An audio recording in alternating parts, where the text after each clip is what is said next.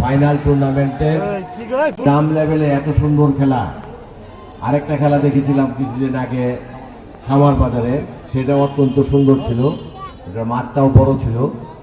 আমরা সকলকে আহ্বান জানাবো, মুক্তাগাছার যত মাঠ আছে সব মাঠে আমরা বিভিন্ন ধরনের খেলার আয়োজন করব খুব শীঘ্রই।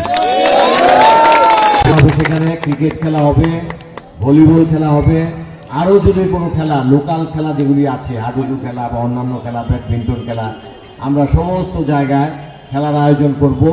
খেলা আমাদের যুব সমাজকে বিপথে যাওয়া থেকে রক্ষা করবে। আমরা যখন ছোট ছিলাম তখন আমরা দেখেছি ময়মনসিংহ শহরে মাঠ আর মাঠ, এই ফ্যাসিস্ট সরকার এই সমস্ত মাঠ ইজারা দিয়ে লিজ দিয়ে বিল্ডিং করে ফেলেছে।